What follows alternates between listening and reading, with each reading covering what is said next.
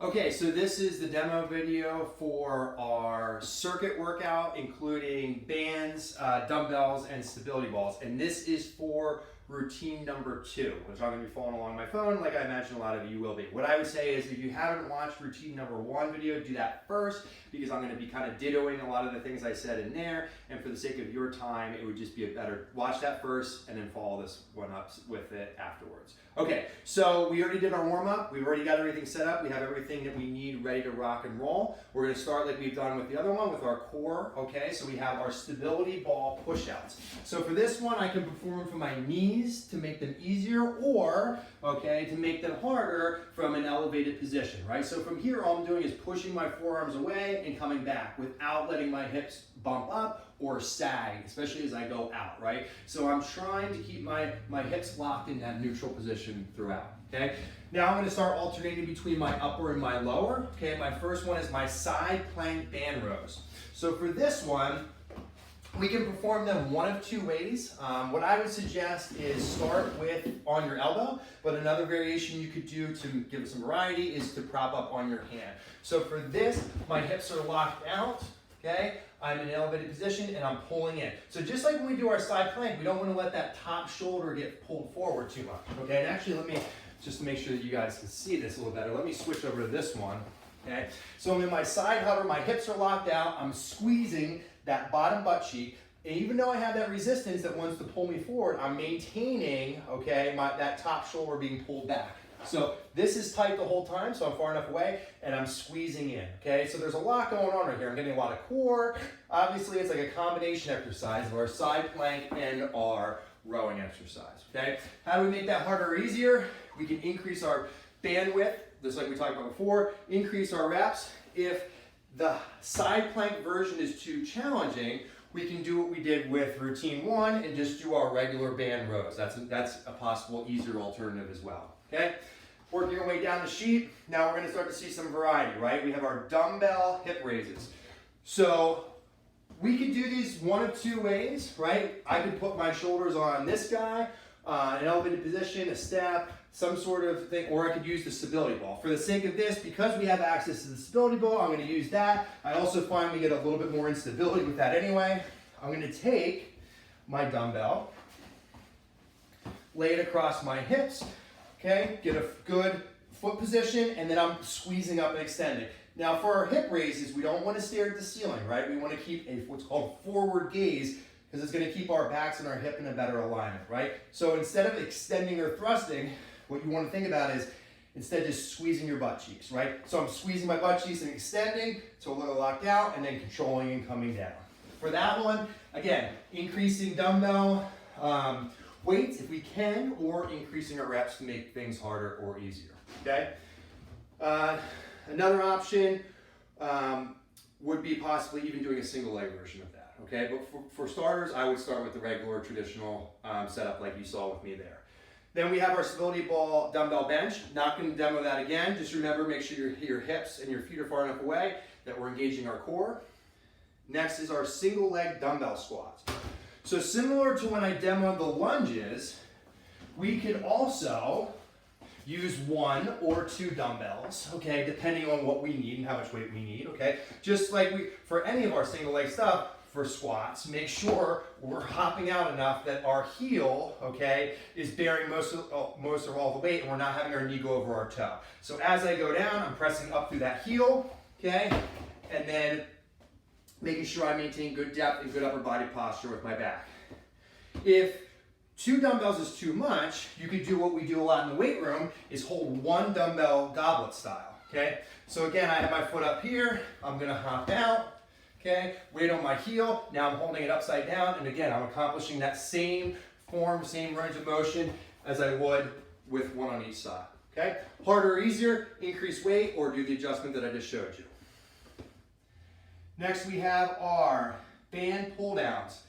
So I showed these on the other video, okay? So for this, you could double it up. I have an old torn one here to show you, okay? Just make sure, like we talked about, that you are slid back enough that you're getting the normal range of motion, right? So think about if you were sitting on a lat pull down machine. That's the angle that we're looking for.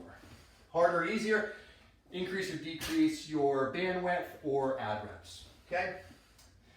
Next we have our single leg dumbbell RDLs, okay? So for this one, okay, we don't want to do heavy dumbbell weight for this, okay? And really some of us might not even have access to some of those heavy dumbbells, right? So we want to have same arm, same leg. Same arm, same leg. That's the common mistake we often make, right? So if my right leg is down, I have the dumbbell in my right hand, okay? And I wouldn't even do 60s for this. So I'm just going to demo, honestly, with body weight for this, okay? So I have my heel is flat on the ground. I have a forward gaze. So imagine if there's a mirror in front of you, you're staring at yourself in the mirror. That's going to keep your chest in a good alignment. As that dumbbell, okay, again, same arm, same leg, right foot down, dumbbell right hand goes down, that heel is coming up behind me. So I ideally want to see that heel in the mirror if we saw that, right? So the finished position is my body is completely flat to the ground, okay, from the tip of my head to my heel. So again, I'm going to control down so I feel a good stretch of my hamstring, and then squeeze and come back through. Control down as that dumbbell goes up, okay? Again, dumbbell down, heel up, and then back and forth like that, okay? Don't get super heavy with that. Keep that light if possible, or even do it like I did, just with body weight, and we're focused on some mobility there. Next, we have our band flies. So you're going to see me kind of cheat these a little bit. Let me just roll these out of the way. So for me, this is probably the closest I can get in a safe setup. Remember, we want to be safe with all this, to accomplishing a fly motion, right? So we need some sort of band anchored on either side of us in an even proportion, right? So for me, I have them anchored to the bottom of my rack here. I'm going to slide out so they're tight, okay? And from here, my arms are slightly bent, and my arm path is almost like I'm hugging a tree, right? So hugging a tree around and finishing in this position, right? We want to try to squeeze that middle part of our chest, okay? So I'll show you two versions. One is with my heels in the ground, right? So I'm squeezing and coming through here. Again, trying to extend, all right? The other is, if you want to engage your core more, is you could raise your heels, okay? So now I'm really engaging that core and almost crunching as I'm doing these, right? So these are a lot more challenging, as you can see. There's a lot of balance that comes into it, all right? But that's a way to make it harder or easier. The other thing you could do is, if you don't have bands like this, a lot of bands, you could just do your flies with dumbbells, right? We could do them on a stability ball, we could lay on a bench and just do your flies in that manner. Really, it's the same idea, right? Slight bend in my elbows, watch your depth at this side so we're not going deeper than our shoulders, and our arm path is almost like we're hugging a tree, okay? Then our last thing on here is a stability ball heel tucks. So when we do this, we want to try to finish, right, with our toes on the ball, right? That's going to make sure it engages our lower hamstring and even into the top of our calf. So we're in this position, right? So I'm going to extend out. I'm in a completely flat position here. And then as I roll that ball towards my butt, I'm squeezing my butt, extending. If you notice, my balls of my feet are finishing on the ball right now. How do we make this harder or easier? Make it easier by decreasing your reps. Make it harder by doing our single leg version. So I'm crunching one leg up, almost like a march position. I extend that leg and come back. This is significantly harder. So what I would say is, if you haven't done that version before, don't jump into that right away.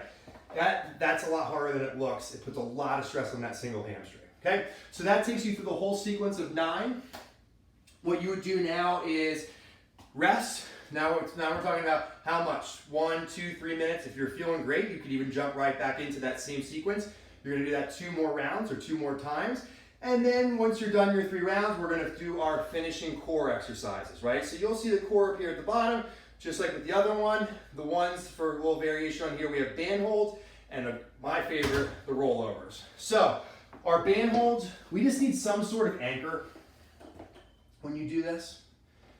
Okay, so I'm going to anchor it here. Slide this guy out of the way a little bit.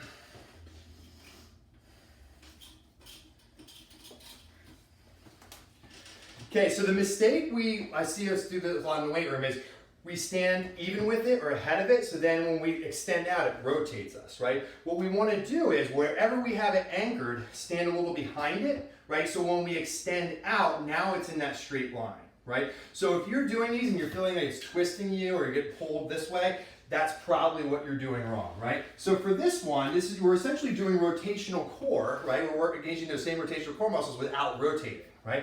So all we're gonna do is we're gonna hold that posture, that good position. We're gonna extend our arms straight out, 1, 1,000, 2, 1,000, come back. Extend out, 1, 1,000, 2, 1,000, and come back. And essentially just by not allowing our body to twist, we're working the muscles that we use to twist, right?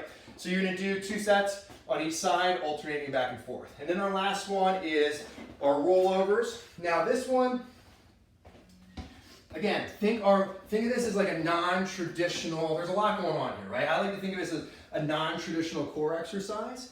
We're also getting some flexibility / mobility work here. I like it because it's a fluid thing, right? It engages our hips. It helps to kind of unlock those hips a little bit. And I like to do it at the end when we're a little fatigued, right?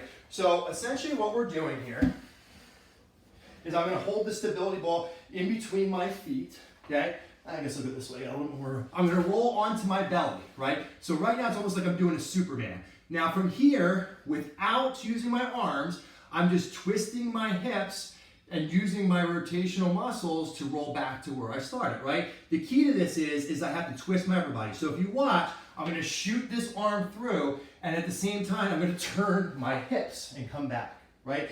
This is one that it might seem really hard at first, but once you do it your body gets the feel for it, it clicks, you'll be good to go. So again, I'm going to roll onto my belly. When I'm in position, I'm going to shoot that arm through and roll all the way back, and I'm going to do all one side, then the other. Those are one of our more challenging core exercise. So if you struggle with that at first, stick with it, you'll get it. So that's the whole circuit number 2, okay? Any questions, any concerns, any problems, hit us up. If not, let's get after it.